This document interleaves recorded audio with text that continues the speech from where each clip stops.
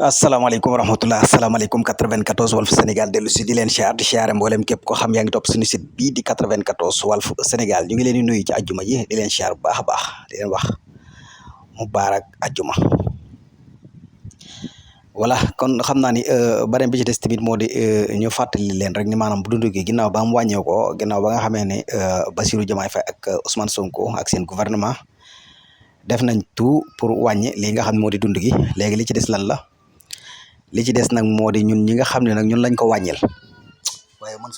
voilà ginnaaw ba nga xamee ne daal ñoom def nañ seen i pexe ba góorgóorlu ba wàññil ñun dund gi ñun population bi tamit nañ am sunu way ak sunu muus mooy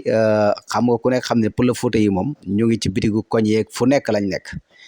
voilà xam nañ ne wàññi nañ waaye képp koo xam da ngaa dem ci bitigu koñ bitig bu mu mën a doon mu jaayee le prix bu wuuteeg li ñu wàññi da nga koy dénoncé parce que tamit foofu lañ toll. voilà parce que dénoncé bi daf cee baax mais bu fekkee da ngaa dem ñu jaay la njëg comme noona nga ni cell ak moom yow bokk nga ci ñi nga xam ne doo patriote voilà patriote dëgg bu demee ci bitigu koñ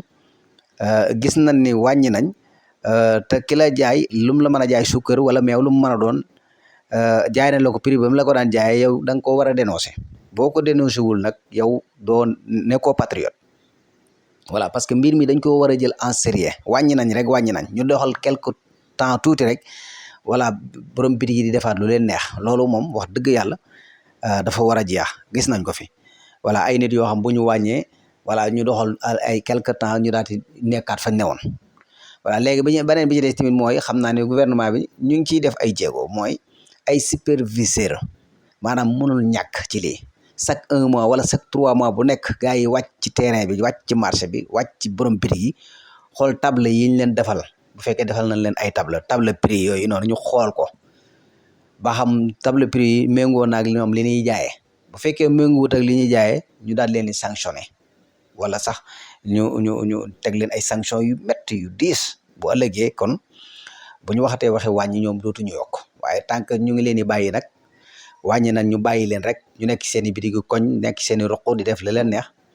voilà loolu bu boobaa dootul nekk loo xam ne wax dëgg yàlla du jëriñati dara kon nañ ci taxaw bu baax voilà population bi nañ ci taxaw gouvernement bi tamit nañ ci gën a taxaw ndax xam naa ni sax danañ ci gën a taxaw ndax ñoom pexe yi ñu def ba ban wàññi dund gi danañ defaat ay pexe ba mën a teg ay superviseur parce que man damay gis réew yi nga xam ne réewu développement yi boo fa demee tey seen marché yi chaque 3 mois chaque 4 mois da ngay gis ni maanaam da ngay ay superviseurs yoo xam ne dañuy sol ay silé sol ay yére yoo xam ne dañuy dugg ci marché bi di xool prix yi yokku na wala yokkuwul voilà ku ci yokkule prix moom sa bitig dañ koy tëj ba pare tamit dañ lay sanctionné ta mën nañ la cee tëj sax kaso 3 mois ba 4 mois voilà loolu gis nañ ko ci réewu développement yi chaque 3 mois dañuy wàcc ci terrain bi xool ba xam voilà bitig yi yokkuñu wala wàññi nañ voilà kon mi ngi noonu